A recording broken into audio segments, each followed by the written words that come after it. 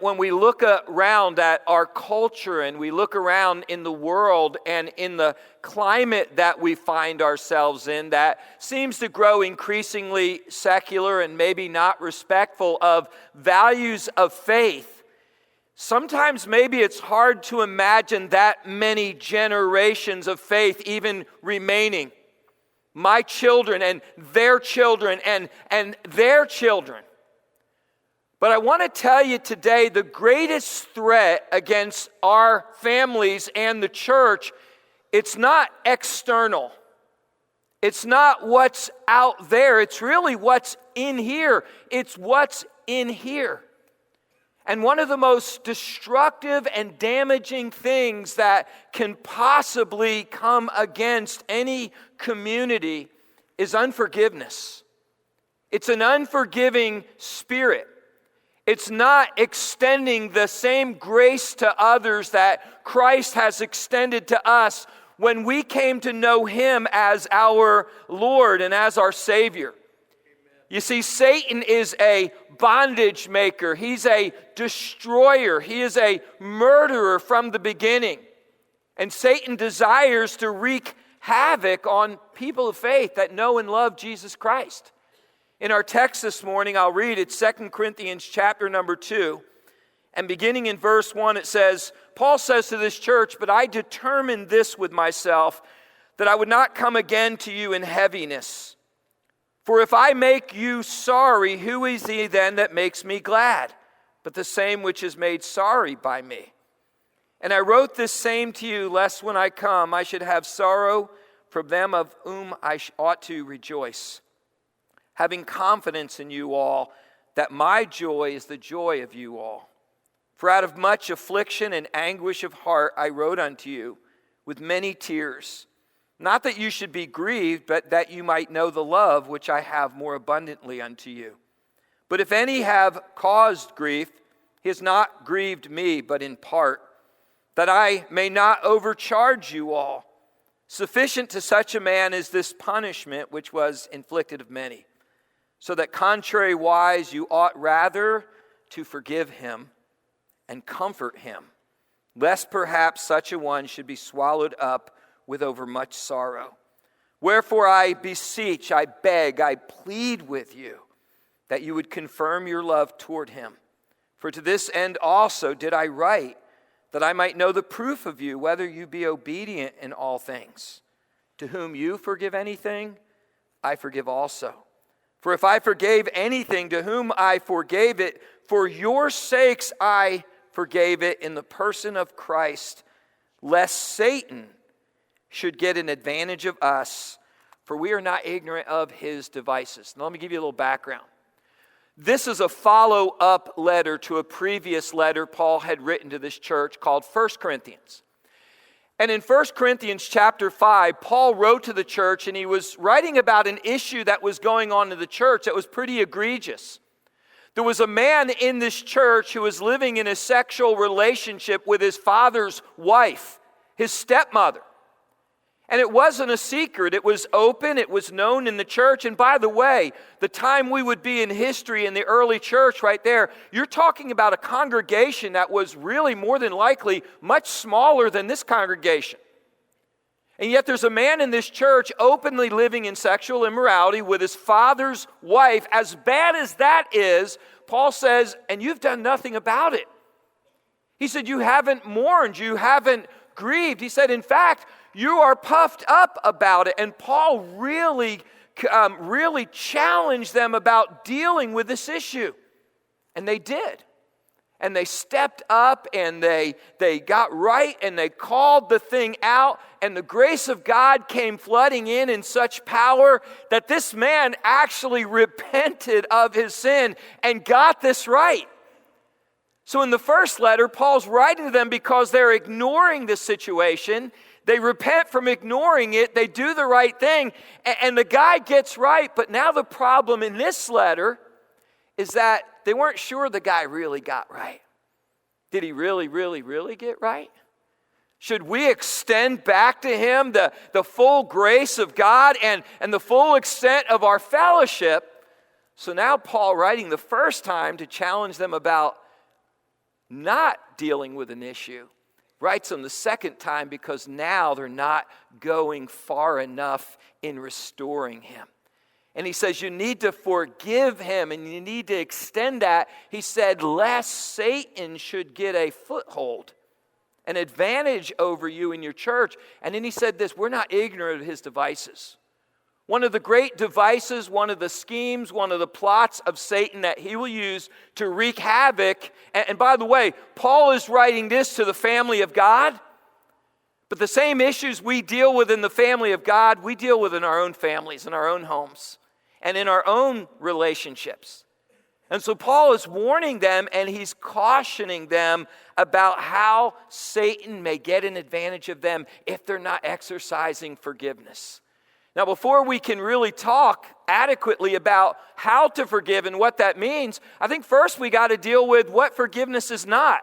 I think a reason a lot of people don't exercise forgiveness and live it out like they should is because there's some confusion over what forgiveness is and what it's not. So first of all, I want you to understand, forgiveness is not memory loss. You say, well, I can't forgive them because I just can't forget. Forgiveness is not forgetting. Forgiveness is remembering the sin as forgiven. For example, in the Bible, it says about God, he said, their sins and their iniquities I will remember no more. Well, we know God is omniscient. We know God's knowledge is not limited. It's not as if God doesn't know that it happened. But God chooses, when he looks at your life, once something has been forgiven, he chooses to see you without that being a part of your life.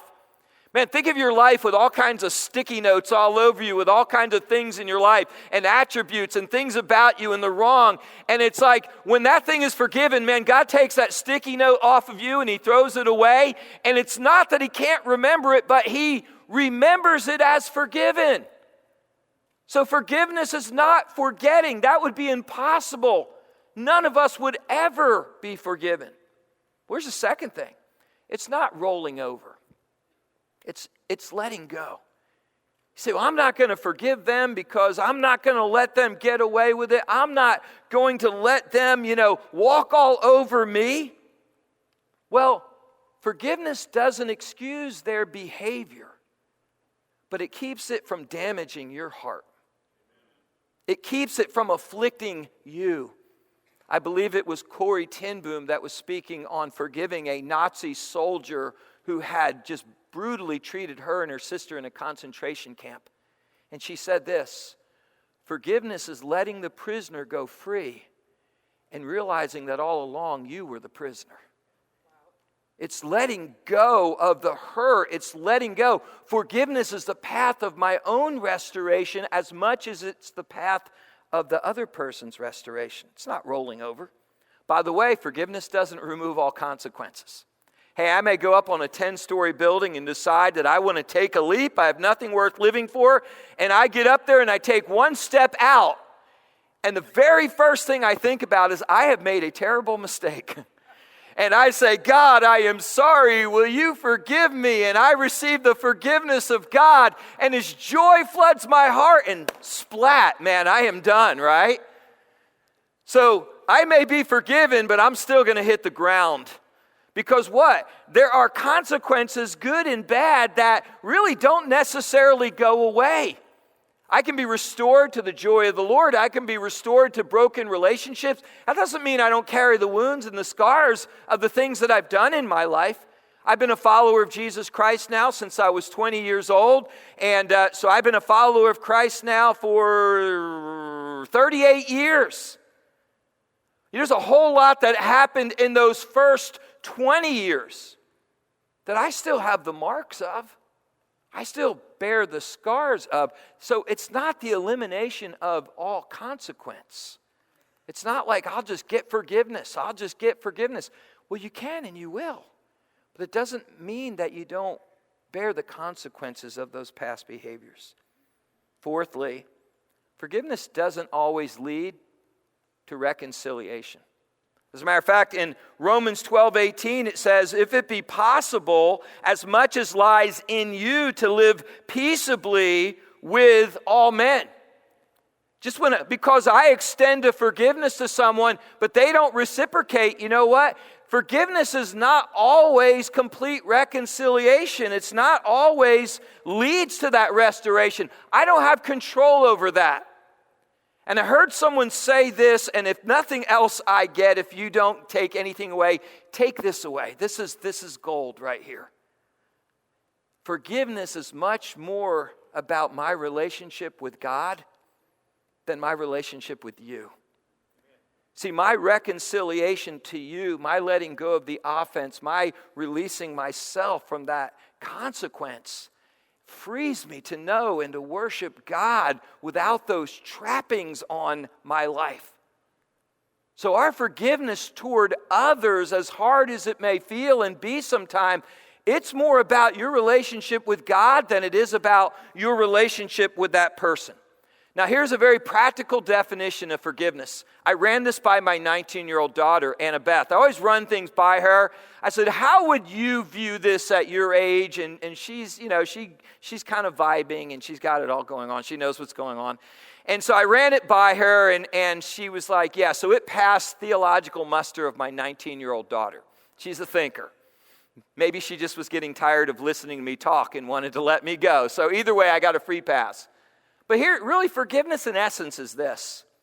It's giving away my right to collect the debt that you owe me. That's grace. As I work through the process of reconciliation and rebuilding trust. It's giving away my right to collect the debt that you owe me. Man, isn't that what Jesus did for us on the cross? Isn't that what the gospel is all about? The message of the death and the burial and the resurrection of Jesus Christ? Isn't it Jesus giving away his right to collect the debt that we owe him? The sin debt? So forgiveness, and by the way, the word forgive, the core or the root word is the word give. That's grace. It's a gift. So forgiveness is me extending to you the same grace that God has extended to me. It is giving away my right to collect the debt that you owe me as I work through the process of reconciliation and rebuilding trust. And by the way, the act of forgiveness is not the immediate experience of trust. They're two different things. One is an act that I do in obedience to God. One is a process that takes much time. Sometimes you say, well, I can't forgive because I just don't trust them. I understand that. And the proportion of the offense that has been committed against you is really in proportion to the length of time it may take before that trust can be restored. When I was getting ready to get married 25 years ago, I went to my mother and we were talking, and my mother did not do well with relationships in her life. She just did not do well. And I said to her, Mom, that's what do you think's the most important thing in marriage? And with a second, she asked me, she said, trust. She said, if you don't have trust, you really have nothing at all. She says, because you don't know if anything else is real without trust. Trust is valuable. Trust is precious. And there's an element of trust that is lost when we live in offense against someone, and forgiveness is the first step. It's not trust restored. It's the beginning of the process of trust being restored. So it goes like this. You owe me a debt. I release the debt against you. That's grace. And then God begins, because of the experience of grace that you received, to transform and change your heart. That's what the gospel does. The gospel is the power of God unto salvation to everyone that believes. And the gospel is not just the diving board into Christian life, as J.D. Sumner says, it's the whole swimming pool. And so forgiveness is me living out the gospel, living out the message that I have received from Christ. You see, forgiveness and my salvation with Jesus, when I received the gospel, hey, it's not a get-out-of-hell-free card that I stick in my wallet until one day I take it out tattered and a little worn, and I hand it to Jesus and say, there, I did it. I did that. Salvation's not the diving board that gets me into the Christian life. It's the entire swimming pool of the Christian life. And I live that entire life out of the grace that's been given to me by Jesus Christ. And that's the only reason I'm even able to forgive people when I've been hurt and I've been damaged. I can do it because of Christ. So you have offended me. I release you from that debt of grace. And God, through that grace, begins the process of transforming your life and mine in regaining and restoring that trust. So forgiveness is vital. It is critical. Forgiveness is ground zero of the Christian life. It's the soil from which our Christian life came. It is the seed, it is the birth, it is the beginning. It is the atmosphere of the air that we breathe in our lungs spiritually as Christians. A Christian life without the atmosphere of exercising forgiveness, man, that's not the life as God intends for it to be lived. So that's a powerful, powerful thing. So the question is, how do we work through this process from that act of forgiveness to that experience of trust and everything that's in between? How do we even get there? Well, the first thing we have to do, and this is critical, is that we accept the inevitability of conflict. You see, it's not if, it's when conflict's going to arise in your life. It's not if you will need to forgive, it is when will you need to forgive. Now, the Corinthian issue, the issue in that church, it was about adultery. It was about a guy who's living in adultery with his father's wife. And you know, that's like high level. That is egregious. That is just, we see that as a horrible thing. But you know, sometimes forgiveness, it's about the little things in life. It's about the simple things in life. Sometimes it's about something as simple as this. Anybody ever have toilet paper issues in your home? It's this last year. Oh, last year we all had toilet paper issues in our home. That's good, yeah. Couldn't get any, right? And we're using newspaper. No, I'm just kidding. All right. Well, here's the deal. Hey, it may be, does it come down the front side? Does it come down the back side? It may be whether you fold the corners when you put a new roll because you like to think in your house that you live in a Holiday Inn. In our house, it's simply about putting the toilet paper back on the roll when you've used up the last roll. My wife and I have been married 25 years. This was a continual issue in our marriage. You see, I sit down, the roll is there, and when the roll's gone, I don't know if many of you have, we got the thing here that's the stack, right? It's like an Auto 5 shotgun. It just shoots it right back in. It should be spring-loaded. To me, I can pull it off of here. I can pull it out of here. What's the difference? It's there, and I get toilet paper. My wife doesn't see it like that. And it can lead to problems in marriage. Hey, the Corinthians may have been having, and we'll get back to that later, they may have been problems with adultery, but I want you to understand, you say, well, this message isn't for me because that's not something in my home. And you know what? I hope adultery never comes into your home, but it might.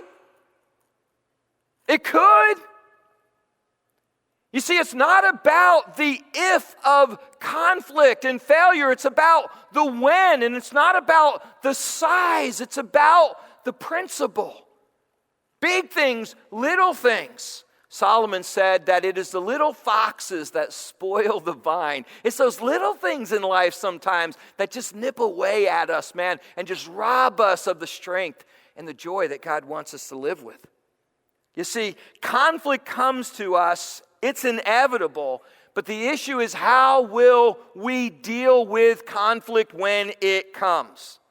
You know, one of the biggest problems maybe with dealing with conflict is that we talk too much. Gary Chapman wrote many good books, but one of the books he wrote is called The Marriage You Always Wanted. And in this book, The Marriage You Always Wanted, there's a chapter on talking, and one of the things he said, sometimes we just talk too much. There's a problem. I go to my wife and I say, we need to have a talk. She wants to go on vacation to Maine. I want to go on vacation to the mountains in Georgia, and I'm irritated. We need to have a talk. Or she comes to me and says, we need to have a talk. What that means to me is I'm going to lecture you. Now, about you, we don't like lectures. How many of you, when you were a teenager and your mom and dad came in the room and said, we need to have a talk? You say, oh, it's so wonderful. My mom and dad want to have a talk. They want to bond with me. Now you're like, oh, what did I do now, right? Well, we're not a whole lot different now than when we were as teenagers. You really don't change that much. Our senior adult ministry in our church is called the Joy Ministry, and Joy stands for Just Older Youth. And my experience is, man, as people get older, they just turn back into teenagers. Teenagers want to sit on the back row. You know, they want to pass notes. They want to share candy. Senior adults in our church want to sit on the back row. They want to exchange notes, and they want to talk while I'm preaching. I hear them back there because they can't hear themselves anymore. And they're like, what did he say? We had a guy, he was a missionary in Peru for 47 years named Paul Mulling, and he was a Bible scholar. And I would say something he would disagree with. I'd hear him back there, that's not right. And all the senior adults would circle around him, and he'd be giving them a Bible study while what I was saying wasn't right. And he was great. I loved him. He went to heaven about 2 years ago. I miss him dearly. But you know what? We didn't like being lectured when we were a teenager. Why do you suppose you would like being lectured now? Chapman says we talk too much. You know, the wisdom of Scripture talks about the importance of being careful with our words. James 1:19, and James is really the kind of book of Proverbs of the New Testament. It's the wisdom literature of the New Testament.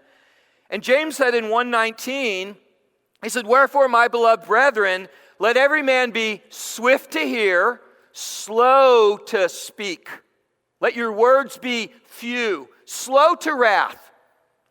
And you see the progression in that verse. It goes from not listening to speaking to what? Wrath.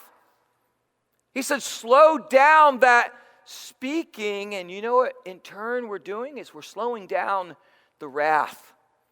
The book of Proverbs in the Old Testament, Solomon is writing to his son about the wisdom of life and just kind of life lessons for your son. Did a series on this book a couple years ago called The Best Advice Ever. Just advice from Solomon. And the theme of the book, or the underlying content of the book, is wisdom. But in that book, that wisdom book, the key concept is listen. 4 times he said to his son, hearken to me, listen. 11 times he said, hear. 11 times he said, give me your ear. 25 times in that book he's saying, and in many other ways, my son, give me your heart. Give me your attention. Listen to me. Seek wisdom as a hidden treasure. Bend your ear to me. Incline your listening to me. And what's the theme of the book? It's wisdom. See, one of the reasons that we do not deal with conflict as well as we should is because we're too busy talking. Chapman described, he said, now we're having a problem, my wife and I, we're having a problem over toilet paper, right? He didn't talk about toilet paper. So rather than we need to have a talk, he said, how much more powerful would it be if you went to your wife and said, hon, I'd like to listen to what you have to say about the toilet paper issue. I don't want to talk about it. I want to listen. Man, how disarming is that, right? She's ready to go to Fifth City with me, right? Not literally, we don't go to Fifth City. Emotionally, no, really, yeah. We have our moments, but she's never struck me. So I've never had to defend myself. So anyway. But the reality is, what a letting the wall down. And I'd like to listen to you. You see, by listening, I seek to understand your opinion. It shows that I value what you have to say. And it can lead to a solution. But when I'm not listening, I don't really care to understand you, which means I devalue you, which means that we are never going to arrive at a solution. Sometimes, he said, we just talk too much. But to come to an agreement, we just need to stop talking.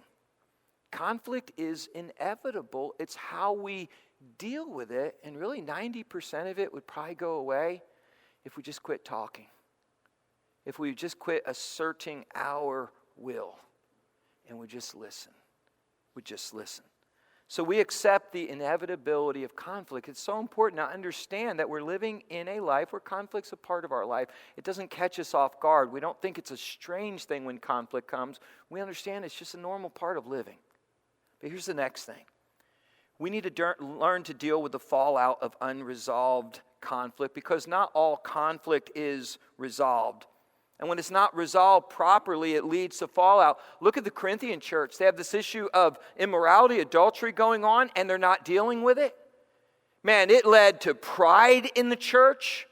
It led to disunity in church. Man, the Corinthian church was known for its disunity and its infighting. It led to gossiping in the church. You know how Paul even found out about the problems at Corinth? In chapter 1 of 1 Corinthians 1, he said there was a lady from the church named Chloe. Some people from her house came and told him about all the problems going on in Corinth. So you got this church, it's full of pride, it's full of division. Man, you got this church and it's gossip. It's just a terrible, terrible place. And I have no idea why people, when they start a church, would call it 1 Corinthians Baptist Church. It's like, are you crazy? Have you read the Bible? You see, we need to be able to deal with it. 1 Corinthians 5:2, right after he talked about what was going on with this guy with his stepmother, he said, and you are puffed up, or you're prideful. And you have not rather mourned that he that has done this deed might be taken away from among you. Prideful. But then when they finally deal with it, Paul comes to them. He says, you haven't been dealing with the problem. They deal with the problem. Man, the grace of God comes flooding into the situation. And this guy is not only so wicked that he's sleeping with his dad's wife, he doesn't care who knows about it. No shame whatsoever. But he goes from this immorality to mourning over it. What a transformation. You say, what happened? It's because they lowered the boom, they put the law down? No, it's because the grace of God came flooding into the situation and they were able to resolve it. And in this text, you see this whole thing. Paul gives them 3 words in verses 7 and 8 that really have to take place if we're going to experience full and lasting reconciliation in our conflict. It's the word forgive. The second word is comfort. And the third word is confirm. Look at verses 7 and 8. So that contrariwise you ought rather to forgive him and comfort him, lest perhaps such an one should be swallowed up. That word swallowed up there, it's translated in 1 Peter 5, how the Satan seeks to devour us. She says you need to forgive him and you need to comfort him so that he's not devoured by Satan, because we're not ignorant of his devices, right? And then he went on, he said you need to comfort him so he isn't swallowed up with much sorrow. And then in verse 8, he said, wherefore I beg you, I beseech you, I plead with you, that you would confirm your love toward him.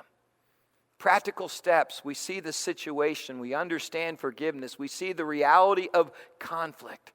Well, now, what's the practical application of us right near and today? It's 3 things. You forgive, you comfort, and you confirm. Good advice to a church, good advice to a family, good advice to individual relationships. You see, first of all, resolving conflict requires an act of forgiveness. 2 Corinthians 2:10, Paul said, to whom you forgive anything, I forgive also. For if I forgave anything, to whom I forgave it, for your sakes I forgave it in the person of Christ. You know what Paul was saying in that verse? There's a lot going back and forth. He says, I'm not there. I don't even know this guy. I have no emotional attachment whatsoever, but I can forgive him because you have dealt with this and you believe he should be forgiven. You know what we see there? Forgiveness isn't a feeling. Paul forgave without a feeling. He wasn't there. He didn't even know the man, but he could forgive the man without any attachment whatsoever to him. Forgiveness is not a feeling. And I love what he said at the very end of that verse. He said, I will forgive it in the person of Christ. You see, forgiveness is not a feeling. It's a clear decision to please Jesus Christ. Forgiveness is not an option. Forgiveness is really, it's obedience to Jesus. It's extending to others, as I said, the same grace that's been extended to me. And by the way, it's always about Jesus. It is. From your first breath in the morning to the end of the day, it's about Jesus. Not the diving board, the whole swimming pool, the whole Christian life. It's about what Christ has done for me. It's about extending to you and understanding that the grace that I have experienced requires of me to be gracious to others. I love this quote. A guy said, rather than counting how many times you have had to forgive them, why don't you just stop and count how many times Jesus has had to forgive you? Man, that just flips the whole equation, does it? You see, because it's more about my relationship with Him than it's about my relationship with you. And so I can look at you. I don't know any yous here. If I was home, I'd grab someone. And you know what? My wife, I don't want to do that to my wife here. You don't know. You know, I can look at you and I could say, oh, man, Bob is ignoring me again. Any Bobs in here? Yeah, you look like a Bob. Yeah, that was perfect. All right. Yeah, Okay, me and you right there. All right. You know what? Bob, how many times, Bob? How many times do I have to forgive Bob? Bob, how many times do you have to keep telling me you're sorry? How about just doing it different, Bob? But you know what? It's not about how many times I have to forgive Bob. How about how many times Christ has had to forgive me? Now, I take that attitude to Bob, and it's not even about what Bob deserves or doesn't deserve. It's about Christ in me, the hope of glory. See, resolving conflict requires an act of forgiveness. You see, our motive is why Christ forgave us. Ephesians 4:32 says, let all bitterness and wrath and anger and clamor and evil speaking be put away from you with all malice, with all evil. And be kind one to another, tender-hearted, forgiving one another. How? Even as God, for Christ's sake, has forgiven you. I wasn't forgiven because I deserved it. I was forgiven because of the grace of Jesus Christ that He extended from the cross to me. So resolving conflict requires an act of forgiveness. Secondly, it requires a context of sincerity. He said, comfort him. That word comfort is to exhort or restore. It's an idea of investment. You see, it's not just me saying, yeah, I forgive you and walking on. No, it's a commitment to sincerity in my forgiveness. I mean it. It's from the heart. It's a growing thing. Once again, Chapman wrote another great book. This is Chapman Book Selling Morning. In that book, he wrote the 5 love languages, but he also wrote another book based on research he and another man did called the 5 apology languages. And he talks about how people show sincerity in apology and receive it different ways. And just real quickly, he said some people do it by expressing regret. I'm sorry. Some people it's accepting responsibility, saying I was wrong. Some it's making restitution. I will make it right.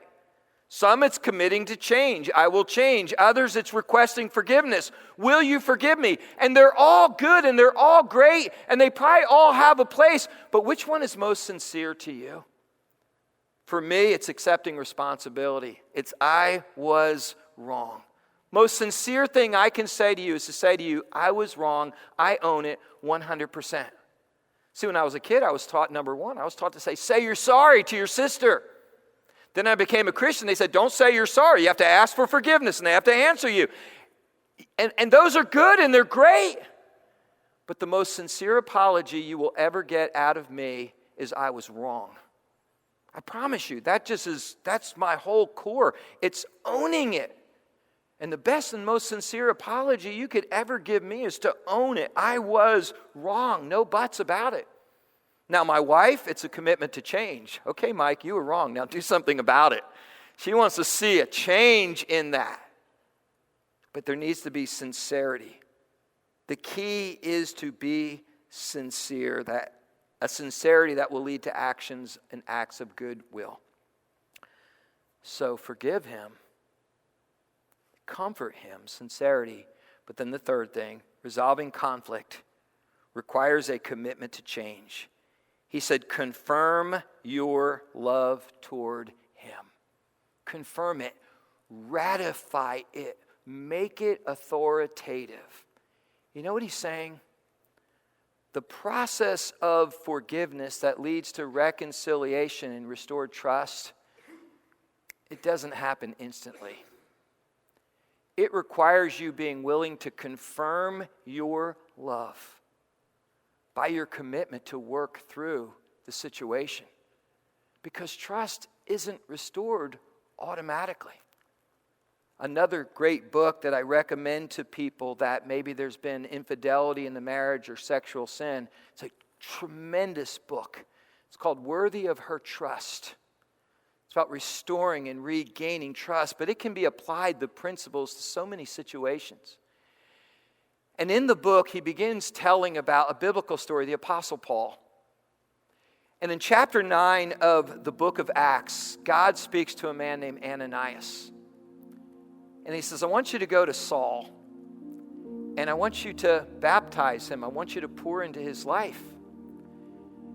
And Ananias answers the Lord in Acts 9:13. He says, Lord, I've heard by many of this man how much evil he has done to your saints at Jerusalem, and how he has authority from the chief priest to bind all that call on your name. You see what's going on there?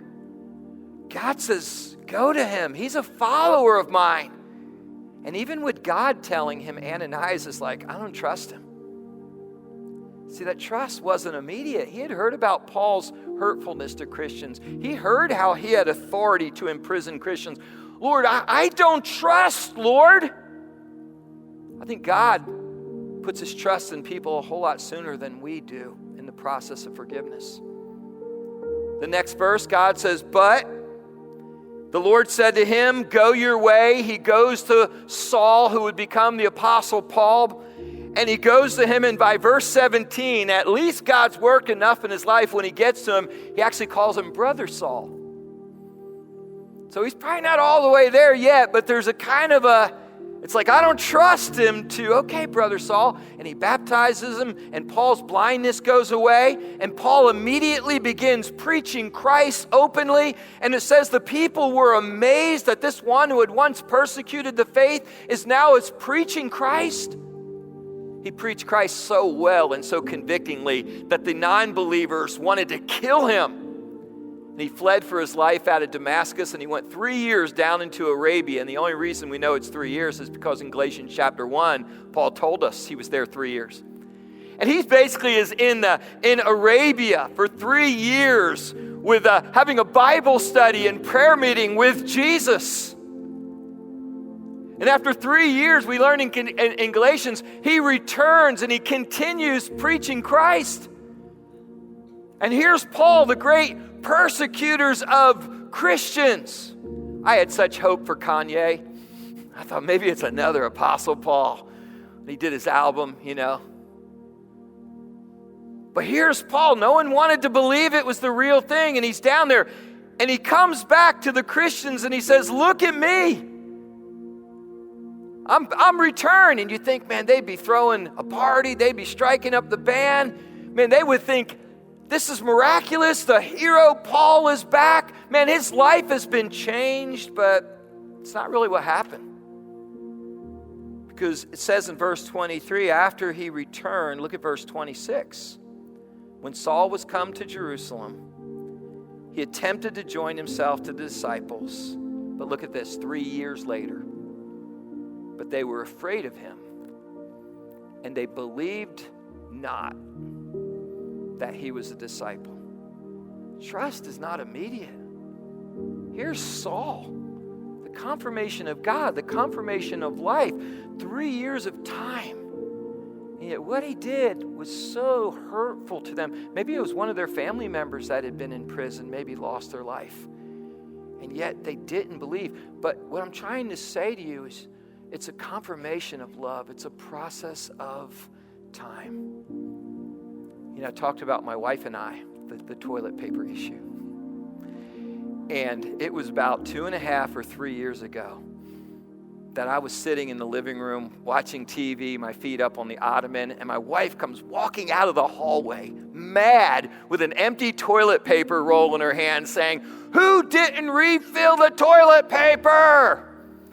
I was like, "I didn't. What's the big deal? You grab it here, you grab it there. You know, who made refilling the toilet paper an act of righteousness?" You know, I'm just like mocking her almost. I'm like, and she says, I says, "Why does it matter?"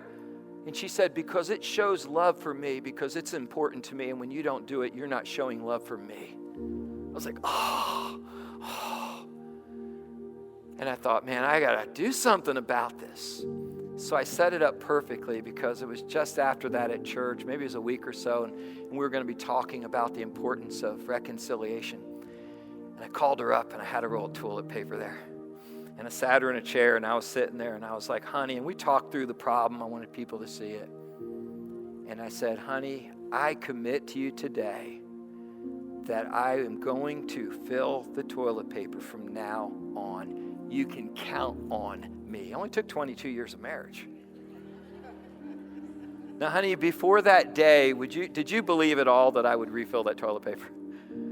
How about that day when I told you I did? Do you think I was really going to do it, or do you think it was just a good sermon illustration? Sermon illustration. Now, today, do you believe that I will refill the toilet paper? Absolutely. Because I repented, and I refill the toilet paper. We're staying over in the guest house, and they have this tricky thing to refill it's got a spring-loaded action thing, and I could tell because I saw an empty roll there and a roll sitting there, and I thought, oh, Cheryl couldn't figure out how to put it on there. I'm going to come after her now, and I did not. I just reached over, took it off, and even yesterday I refilled the toilet paper, and I wasn't even the one who emptied it. She was. Forgiveness is the atmosphere in which we live as Christians. And, you know, may His favor be upon your family and your children and their children and their children. It's never going to happen until we're willing to deal with the unforgiveness in our lives and extend that grace to others.